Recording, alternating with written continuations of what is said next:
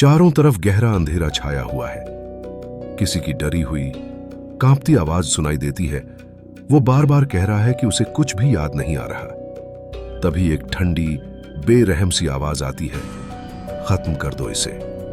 अगले ही पल जिनसियोक हड़बड़ाकर आंखें खोलता है। वो अपनी फैमिली की कार में है, चेहरा उलझन से भरा हुआ। सामने उसकी मां बैठी है। तुम ठीक हो ना बेटा? पापा हंसते हुए कहते हैं कि उसे कोई डरावना सपना आ गया होगा। बड़े भाई यूसियोक भी मुस्कुराते हैं और कहते हैं कि शायद वो नए घर में शिफ्ट होने की खुशी में इतना जोश में था कि उसे नींद ही ठीक से नहीं आई। जिनसियोक भी हंस देता है, पर उसके चेहरे पर एक अजीब सी बेचैनी झलकती है, जैसे सब कुछ ठीक होते हुए भी कुछ गड़बड़ है। थोड़ी देर बाद उनका परिवार नए घर के सामने पहुंचता है। जिनसियोक घर को देखता है और कहता है कि उसे ये जगह कहीं देखी हुई सी लगती है, लेकिन फिर खुद को संभालते हुए कहता है कि वो इस नए सफर को लेकर काफी उत्साहित है। वो अपने बड़े भाई यूसियोक के पास खड़ा हो जाता है। उसके दिल में एक खास तरह की इज्जत है। भाई के लिए यूसियोक न सिर्फ समझदार है, बल्कि बहुत विनम्र और मददगार भी। खेलों में अच्छा है और किसी के बारे में बुरा नहीं कहता। पढ़ाई में तेज, स्कूल के बाकी लड़के भी उसके जैसे बनना चाहते हैं। जिनसियोक के लिए उसका बड़ा भाई ही उसकी दुनिया है। वो उसे बेहद मानता है और ये बात साफ झलकती है। पिछले साल यूसियोक का एक एक्सीडेंट हुआ था जिसमें उसकी टांग में चोट आई थी, लेकिन जिनसियोक की नजरों में वो आज भी उतना ही परफेक्ट है, समझदार, शांत और सबका पसंदीदा। जैसे ही परिवार नए घर में सामान उतारने लगता है, स्क्रीन पर साल दिखाई देता है 1997। ऊपर के माले पर जाकर जिनसियोक को पता चलता है कि अब उसे अपने भाई के साथ ही कमरा शेयर करना होगा। असल में घर के सबसे छोटे कमरे में पिछले मालिक की कुछ चीजें अभी भी रखी हैं। वो ये सामान 1 महीने बाद लेने आएगा और पापा ने बिना सोचे कह दिया था, हाँ, ले जाना जब चाहो। इसका मतलब ये हुआ कि तब तक वो कमरा खाली नहीं होगा और जिनसियोक को भाई के साथ ही रहना पड़ेगा। यूसियोक हंसते हुए मजाक करता है, क्या हुआ, मेरे साथ कमरा शेयर करना पसंद नहीं? जिनसियोक मुस्कुराकर कहता है, नहीं, मुझे कोई दिक्कत नहीं। आखिरकार उसी रात खाने की टेबल पर जिनसियोक अपने पापा से उस बंद कमरे के बारे में पूछता है। पापा बताते हैं कि 1 महीने में उस कमरे से सब चीजें हटा दी जाएंगी, लेकिन तब तक दोनों भाइयों को थोड़ा धैर्य रखना होगा। तभी एक तेज सी आवाज होती है, लेकिन जब जिनसियोक ने सबका ध्यान खींचा तो सबने अंदाजा लगाया कि शायद ये बिजली की आवाज रही होगी। कुछ ही देर में बादलों की गड़गड़ाहट फिर सुनाई देती है, जैसे उनके शक की पुष्टि हो गई हो। लेकिन जिनसियोक अब भी थोड़ा अनमना लगता है, जैसे वो अब भी उस आवाज को लेकर असमंजस में हो। थोड़ी देर बाद वो अपने डिस्कमैन में म्यूजिक सुन रहा होता है। तभी उसके कानों तक एक अजीब सी आवाज आती है, वही छोटे कमरे की तरफ से। खुद को रोकने की बहुत कोशिश करता है, पर जिज्ञासा उसे खींच ले जाती है। वो धीरे धीरे उस कमरे की ओर बढ़ता है, कदम सधे हुए, सांसें हल्की। अंदर से कुछ सरसराहट सी सुनाई दे रही है, जैसे कोई चीज हिल रही हो। वो दरवाजे के पास पहुंचता है। उसकी उंगलियां धीरे धीरे हैंडल की तरफ बढ़ती हैं। तभी पीछे से यूसियोक उसके कंधे पर हाथ रखता है। जिनसियोक डर जाता है। जल्दी जल्दी वो अपने भाई को उस अजीब आवाज के बारे में बताने लगता है। यूसियोक ध्यान से सुनता है, लेकिन उसे कुछ भी सुनाई नहीं देता। वो मुस्कुराता है और कहता है, चल थोड़ा बाहर टहलते हैं, दिमाग ठिकाने आ जाएगा। बारिश जोरों से हो रही है, तो दोनों भाई छाते लेकर बाहर निकलते हैं। वो शहर के ऊपर खड़े होकर नीचे की रोशनी और हलचल को देखते हैं। तभी यूसियोक के मोबाइल पर पापा का कॉल आता है। पापा चाहते हैं कि वो कुछ देर के लिए घर लौट आए, लेकिन पहले पूछता है, तू यहीं रहेगा ना? जिनसियोक भी हामी भरता है, हाँ, मैं यहीं इंतजार करूंगा। सियोक वापस घर की ओर बढ़ता है, लेकिन रास्ते में एक वैन से कुछ लोग अचानक निकलते हैं और उस पर हमला कर देते हैं। दूसरी तरफ जिनसियोक अब अकेला खड़ा धीरे धीरे बोर हो रहा है। वो खुद ही वापस घर की ओर बढ़ता है और जैसे ही पहुंचता है वो नजारा देखता है जिसे वो कभी भूल नहीं पाएगा। उसके भाई को जबरदस्ती एक वैन में डाला जा रहा है। वो दौड़ता है, चिल्लाता है, लेकिन कुछ कर नहीं पाता। बस किसी तरह उस गाड़ी की नंबर प्लेट जरूर याद कर लेता है। लड़खड़ाता हुआ वो घर लौटता है। माँ बाप को बताता है कि यूसियोक को किडनैप कर लिया गया है और फिर वहीं बेहोश होकर गिर जाता है। बेहोशी में उसे फिर वही डरावने सपने आते हैं। खून कुल्हाड़ी हवा में झूलती हुई सिर के पास से गुजरती है और कोई कहता है, इसे मार दो। और तभी जिनसियोक की आंखें फिर से खुल जाती हैं। जब जिनसियोक होश में आता है तो उसे नीचे ले जाया जाता है। पुलिस वाले उसका इंतजार कर रहे होते हैं। वो उन्हें बताता है कि उसने खुद अपनी आंखों से देखा कैसे कुछ लोग उसके भाई को जबरदस्ती काली वैन में डालकर ले गए। फिर वो उस गाड़ी की नंबर प्लेट भी बताता है जो उसे साफ साफ याद है। लेकिन जब पुलिस वाले रिकॉर्ड चेक करते हैं तो कहते हैं ऐसा कोई नंबर है ही नहीं। न वो वैन मौजूद है, न वो नंबर प्लेट। जिनसियोक गुस्से में आ जाता है। वो बार बार कहता है कि उसने सच में देखा है, लेकिन दोनों अफसर मानते नहीं। उन्हें लगता है कि शायद वो घबरा गया था या नंबर गलत पढ़ लिया। अगले कुछ दिन जिनसियोक और उसके माता पिता के लिए बहुत भारी होते हैं। जिनसियोक पढ़ाई की कोशिश करता है, अपनी दवाइयां भी लेता है, लेकिन उसके चेहरे पर चिंता साफ झलकती है। रातों को उसे अजीब अजीब सपने आते हैं। एक अनजान आदमी जो हर बार उसके सपनों में आकर कुछ कहे बिना चला जाता है। एक रात जब जिनसियोक गहरी नींद में होता है, उसकी आंखें अचानक खुल जाती हैं। वो देखता है कि छोटे कमरे का दरवाजा खुला हुआ है और तभी अंदर कोई है जो धीरे धीरे उस दरवाजे को और ज्यादा खोल रहा है। जिनसियोक कुछ पल के लिए देखता रहता है, फिर डर के मारे कंबल के नीचे छुप जाता है। कमरे में एक परछाई सी अंदर आती है। वो डर के मारे कांपता है, जैसे बस अब सब खत्म होने वाला हो। लेकिन कुछ देर बाद जब कुछ नहीं होता तो वो धीरे से बाहर झांकता है। कमरा खाली है, दरवाजा अब बंद है। तभी एक डरावनी राक्षसी औरत उस पर हमला करती है और फिर उसकी नींद खुल जाती है।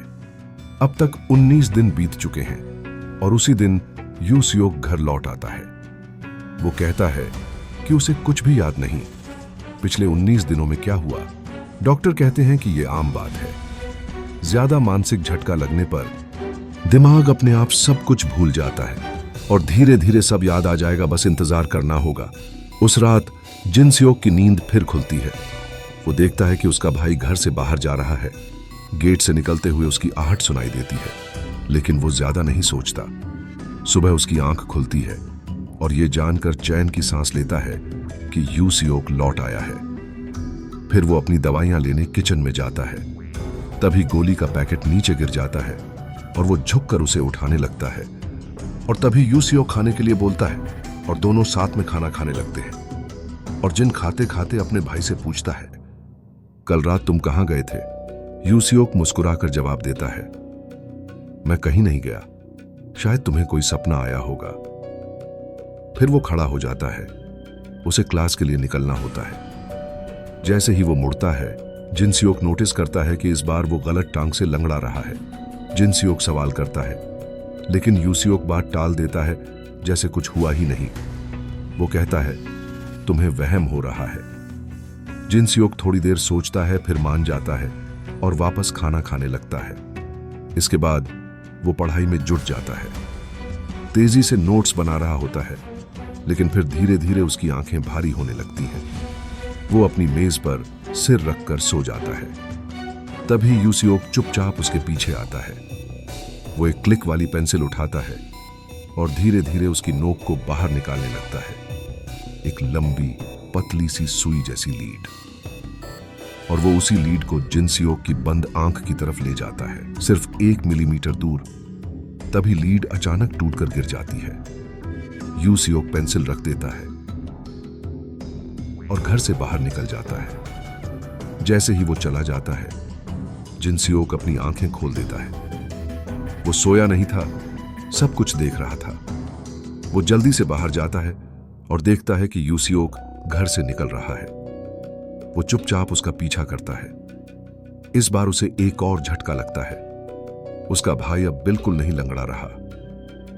जिनसियोक का शक और गहराता है। वो दूर तक उसका पीछा करता है, शहर के शांत और सुनसान हिस्से में पहुंच जाता है।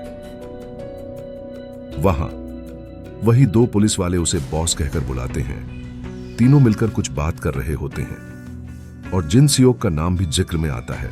जिनसियोक डर जाता है। वो वहां से चुपचाप लौटने की कोशिश करता है, लेकिन तभी सामने से वही दोनों पुलिस वाले आ जाते हैं। वो उसे गाली देकर कहते हैं, तू सब कुछ बिगाड़ रहा है, और फिर अचानक उसका पीछा करने लगते हैं। जिनसियोक दौड़ता है, गलियों में भागता है, लगता है बच जाएगा, लेकिन तभी पीछे से उसका भाई आ जाता है और उसके मुंह पर कोई कपड़ा रख देता है। जिनसियोक की आंखें बंद हो जाती हैं और वो बेहोश हो जाता है। अगली सुबह जिनसियोक फिर उसी टेबल पर जागता है जहां वो रात में सोया था। वो घबरा जाता है। यूसियोक सामने खड़ा होता है। वो तेजी से उठकर बाथरूम में जाता है और दरवाजा बंद कर लेता है। अंदर से चिल्लाता है, मुझे सब याद है। कल रात क्या हुआ था सब देखा मैंने। सच बताओ, तुम कौन हो?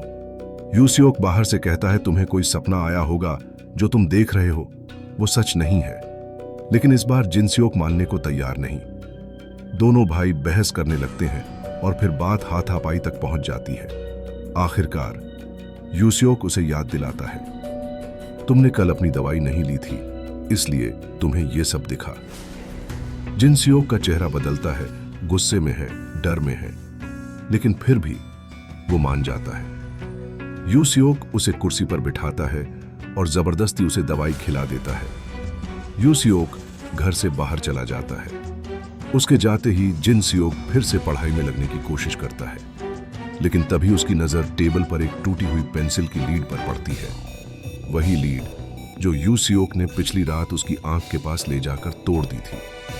अब जिनसियोक को पूरा यकीन हो जाता है, ये सब वो सिर्फ सोच नहीं रहा था, वो सब कुछ सच था। तभी उसकी मां घर लौटती है।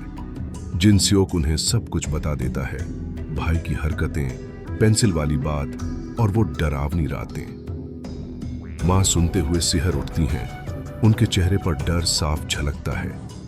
वो सोचती हैं, क्या वाकई यूसियोक के साथ कुछ गड़बड़ है? उसी रात अपने कमरे में जिनसियोक को फिर से कुछ आवाजें सुनाई देती हैं, वही छोटे कमरे की ओर से। इस बार वो डरता नहीं, एक बेसबॉल बैट उठाता है और धीरे धीरे उस कमरे की तरफ बढ़ता है। दरवाजा खोलता है। अंदर सब कुछ सामान्य लगता है। कुछ पुराने फर्नीचर रखे हैं, जैसे कोई सामान ले जाने के लिए पैक किया गया हो। लेकिन तभी जिनसियोक कमरे के कोने में झांकता है और देखता है उसका भाई यूसियोक छत से लटका हुआ है, मर चुका है। वो जोर से हांफता है और फिर उसकी आंख खुल जाती है। सब एक सपना था फिर से। थोड़ी देर बाद वो नीचे आता है। तभी उसे मां के कमरे से फोन पर बात करने की आवाज आती है। वो चुपचाप दरवाजे के पास जाता है। मां फोन पर उसी इंसान से बात कर रही होती हैं, यूसियोक से। वो उसे सब कुछ बता रही होती हैं जो भी जिनसियोक ने उन्हें बताया था। जिनसियोक की आंखें फैल जाती हैं। अब साफ हो गया था, उसका शक सही था। कुछ ना कुछ बहुत बड़ा छिपाया जा रहा है। तभी उसके हाथ से हल्की सी आवाज होती है। मां चौंक जाती हैं। वो फौरन दरवाजा खोलती हैं, लेकिन बाहर कोई नहीं होता। घबराकर वो पूरे घर में घूमती हैं, यह देखने के लिए कि क्या जिनसियोक ने कुछ सुन तो नहीं लिया। जिनसियोक अब घर के बाहर छुपा है, लेकिन जैसे ही उसे समझ आता है कि मां ऊपर जा रही हैं, ये देखने कि वो सो रहा है या नहीं, वो घर के किनारे से चढ़ना शुरू करता है। बारिश हो रही है, दीवारें फिसलन भरी हैं और खिड़की बंद है। किसी तरह जान जोखिम में डालकर वो ऊपर पहुंचता है। तभी मां कमरे के दरवाजे पर पहुंचती हैं। वो कंबल हटाकर देखती हैं, जिनसियोक बिस्तर पर सो रहा है। उसका शरीर भीगा हुआ है, लेकिन मां सोचती हैं कि शायद ये पसीना है। वो उसे सोता समझकर वापस लौट जाती है, लेकिन मां के जाते ही जिनसियोक उठ जाता है। वो फौरन खिड़की से बाहर निकलता है। अब उसे इस घर से भागना ही होगा। मां फिर से फोन पर बात कर रही होती है, कह रही होती हैं कि अब सब उजागर हो चुका है। जिनसियोक ने सुन लिया। बाहर निकलते ही जिनसियोक को उसके पापा मिलते हैं। पीछे से मां भी बाहर आ जाती हैं और साथ में एक अजनबी आदमी भी होता है। तीनों मिलकर कहते हैं, घर चलो, जिनसियोक सब ठीक हो जाएगा। लेकिन वो नहीं रुकता। वो भागने लगता है और वो अजनबी उसका पीछा करने लगता है। पूरी गली में भाग दौड़ होती है। लगता है वो पकड़ा जाएगा, लेकिन तभी एक बाइक वाला बीच में आ जाता है। जिनसियोक को थोड़ा वक्त मिल जाता है और वो भागकर एक पुलिस कार को रोक लेता है। आखिरकार वो बच गया। थाने में वो सब कुछ बताने की कोशिश करता है, लेकिन अब तक उसे खुद भी नहीं पता कि सच क्या है और सपना क्या। तभी पुलिस उसके रिकॉर्ड चेक करती है और एक ऐसा सच सामने आता है जो सब कुछ पलट देता है। तुम्हारा नाम जिनसियोक है। हाँ, लेकिन आज का साल 2017 है और तुम 40 साल के हो। पुलिस स्टेशन में खड़ा जिनसियोक बुरी तरह घबरा जाता है। वो इधर उधर देखता है और जो उसे दिखता है उस पर यकीन करना मुश्किल है। सामने एक शीशा होता है। उसमें पहली बार वो अपना चेहरा देखता है। वो कोई 20 साल का नौजवान नहीं, वो एक अधेड़ उम्र का आदमी है। अब वो सीधे घर लौटता है, लेकिन घर बिल्कुल खाली है। वो ऊपर जाता है और उसी छोटे कमरे की तरफ बढ़ता है। दरवाजा खोलते ही जो नजारा सामने आता है वो पहले से भी ज्यादा डरावना है। हर तरफ नकली खून फैला है और 2 खून से लथपथ डमीज जमीन पर पड़ी हैं, जैसे कोई कत्ल हुआ हो। तभी यूसियोक और माता पिता वहां पहुंचते हैं। जिनसियोक अब चिल्लाकर पूछता है, ये सब क्या है? सच बताओ। और आखिरकार वो लोग सब कुछ बता देते हैं। 20 साल पहले इसी घर के उसी कमरे में एक बर्बर हत्या हुई थी। देश भर में उस केस की चर्चा हुई थी, लेकिन पुलिस कभी कातिल का पता नहीं लगा पाई। 16 साल बाद इस परिवार ने यूसियोक को एक प्राइवेट डिटेक्टिव के रूप में काम पर रखा और यूसियोक ने जिनसियोक को ढूंढ निकाला। उसका दावा था कि जिनसियोक ही वो हत्यारा है, लेकिन दिक्कत यह थी कि जिनसियोक को कुछ भी याद नहीं था, जैसे किसी ने उसकी याददाश्त मिटा दी हो। अब उन्हें कुछ करना था, कुछ ऐसा जिससे जिनसियोक को अपना अतीत याद आ सके। इसलिए उन्होंने एक प्लान बनाया। उन्होंने जिनसियोक को ब्रेन वॉश किया, ये यकीन दिलाने के लिए कि अभी साल 1997 है और वो अपने परिवार के साथ नए घर में शिफ्ट हो रहा है। यूसियोक और माता पिता सब उसके नकली परिवार का हिस्सा बन गए। पहली रात ही उनका इरादा था कि वे हत्या की घटना को दोहराएंगे ताकि जिनसियोक की यादें वापस आ जाएं। लेकिन उसी रात यूसियोक किसी और केस में पुलिस द्वारा गिरफ्तार कर लिया गया और यही वो रात थी जब जिनसियोक ने सब कुछ देख लिया था। अब प्लान बदलना पड़ा। जब वे उसे दोबारा पुलिस स्टेशन ले जा रहे थे, यूसियोक आखिरी बार कोशिश करता है, याद करो जिनसियोक तुमने क्या किया था और क्यों किया था। लेकिन जिनसियोक जवाब देता है, मैंने कभी किसी को नहीं मारा। और तभी चलती कार से वो कूद जाता है और भागने लगता है। पीछे से सब लोग उसके पीछे दौड़ते हैं। सड़क पर तेज ट्रैफिक के बीच से जिनसियोक दौड़ता है, जान बचाकर भाग रहा है। लेकिन तभी एक हादसा हो जाता है। कार जिसमें उसके मां बाप और यूसियोक थे क्रैश हो जाती है। जिनसियोक के मां बाप मौके पर ही मारे जाते हैं और यूसियोक बुरी तरह घायल हो जाता है। वही टक्कर जिनसियोक को झटका देती है और सारी यादें लौट आती हैं। अब वो सब कुछ याद करता है। जब वो 20 साल का था, अपने मां बाप और भाई के साथ कार में पीछे बैठा था। सीन जो फिल्म की शुरुआत में दिखाया गया था, लेकिन इस बार वही कार एक भीषण एक्सीडेंट का शिकार होती है। उसके भाई की रीढ़ की हड्डी टूट जाती है और उसके माता पिता की मौत हो जाती है। अब जिनसियोक अकेला रह जाता है। भाई की सर्जरी तुरंत होनी थी, नहीं तो वो बच नहीं पाता। लेकिन ऑपरेशन का खर्च इतना ज्यादा था कि जिनसियोक उसे अफोर्ड नहीं कर सकता था। पढ़ाई अधूरी थी, नौकरी नहीं मिली, कोई रास्ता नहीं बचा था। एक रात वो इंटरनेट पर नौकरी ढूंढ रहा था, तभी कोई अजनबी यूजर उसे मैसेज करता है। पूछता है, क्या तुम सच में कुछ भी कर सकते हो पैसे के लिए? और जिनसियोक कहता है, हाँ मैं कुछ भी करूंगा। तब उस यूजर ने कहा, तो फिर एक औरत को मार दो, सिर्फ औरत को। उसके बच्चों को एकदम सही सलामत छोड़ना होगा। जिन बताए गए घर के अंदर पहुंचता है, लेकिन तभी बच्ची और उसकी मां को देखता है। जिनकी अंदर की आत्मा यह काम करने का गवाही नहीं देती। वो बस तुरंत निकलने ही वाला था, लेकिन तभी मां और उसकी बेटी देख लेती है और घबराहट के कारण जोर जोर से चिल्लाने लगती है।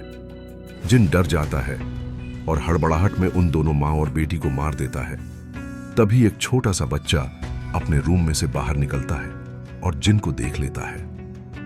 लेकिन जिन उस बच्चे को रूम में वापस जाने के लिए कहता है, लेकिन जैसे ही जिन इस घर से बाहर निकलने लगता है तो उसे पता चलता है कि यह फैमिली उसी डॉक्टर की थी जो उसके भाई यूसुफ का सर्जरी कर रहा है। अब जिन उस यूजर वाले अनजान आदमी से मिलता है जो असल में डॉक्टर था। अब जिन ये जानना चाहता है कि उसने अपनी फैमिली को क्यों मरवाना चाहता था। फिर जिन को डॉक्टर बताता है कि उसकी सारी प्रॉपर्टी, घर, पैसा सब कुछ उसकी बीवी के नाम पर था और ये सब उसने अपने बच्चों को बचाने के लिए किया, जो कि जिन उसकी बच्ची को भी मार दिया था। तो डॉक्टर उसके भाई को भी मारने के लिए बोलता है। इस बात को लेकर दोनों के बीच झगड़ा शुरू हो जाता है। हाथापाई तेज हो जाती है और तभी एक झटके में जिन डॉक्टर को धक्का दे देता है। डॉक्टर छत से नीचे गिर जाता है और मर जाता है। जिन सियोक के चेहरे पर डर और पछतावे का तूफान उठता है। सीन कट होता है। अब वर्तमान समय है। जिन सियोक एक अस्पताल के बेड पर अपनी आंखें खोलता है। सामने वही नकली भाई जो इस बार बेहद गुस्से में है। वो कहता है, इस बार तुम भाग नहीं पाओगे। वो एक इंजेक्शन निकालता है जिसमें जहर भरा होता है। वो उसे जिन सियोक की नस में लगाने ही वाला होता है। तभी जिन सियोक कहता है, मुझे सब याद आ गया है। नकली भाई रुक जाता है और फिर वो अपनी असली पहचान बताता है। वो वही छोटा बच्चा था जिसे जिन सियोक ने सालों पहले जिंदा छोड़ दिया था, लेकिन उसकी जिंदगी तबाह हो गई। उसके रिश्तेदारों ने इंश्योरेंस का सारा पैसा ले लिया और उसे अनाथालय भेज दिया। अब वो जिन सियोक से पूछता है, क्या मेरे पिता ने तुम्हें मेरी मां को मारने को कहा था? क्योंकि उसने हमेशा यही शक पाला था। जिन सियोक कुछ पल चुप रहता है, फिर झूठ बोल देता है, नहीं, यह मेरा खुद का फैसला था। अब वो फिर पूछता है, तुमने मुझे क्यों नहीं मारा? क्यों मुझे इस नर्क में जिंदा छोड़ दिया? उसकी आंखों में नफरत और दर्द एक साथ बह रहे होते हैं और फिर बिना कुछ कहे वो खिड़की से कूदकर आत्महत्या कर लेता है। जिन सियोक अंदर से टूट चुका होता है। वो अपने द्वारा किए गए हर पाप, हर गुनाह, हर गलती का बोझ अब और नहीं सह पाता और फिर वो वही इंजेक्शन उठाता है और खुद को जहर देकर अपनी जान ले लेता है। सीन कट होता है। आखिरी बार हम बीते वक्त में जाते हैं। वही दिन जब जिन सियोक की कार का एक्सीडेंट हुआ था, उसी दिन उसे एक छोटा बच्चा दिखा था जो आज उसका नकली भाई बना। तब जिन सियोक को अंदाजा भी नहीं था कि उसके एक फैसले से किसी की पूरी जिंदगी तबाह हो जाएगी और वो फैसला कभी उसे चैन से नहीं जीने देगा। तो ये थी फॉरगॉटन 2017, एक ऐसी कहानी जो ये सवाल छोड़ जाती है, क्या इंसान सच में अपने किए गए पापों से बच सकता है? या फिर चाहे जितना भूलने की कोशिश करे, अतीत कभी पीछा नहीं छोड़ता। अगर आपको ये कहानी पसंद आई तो बताइए, क्या जिन सियोक वाकई दोषी था या फिर वो भी एक और मोहरा बन गया दूसरों की साजिशों में? और ऐसी ही दिमाग को झकझोर देने वाली फिल्में, उनके छिपे हुए राज और कहानी के पीछे की कहानियां देखने के लिए अभी इसी चैनल को सब्सक्राइब करें। हर हफ्ते हम लाते हैं एक नई फिल्म जो आपको सोचने पर मजबूर कर देगी। तो मिलते हैं अगले वीडियो में।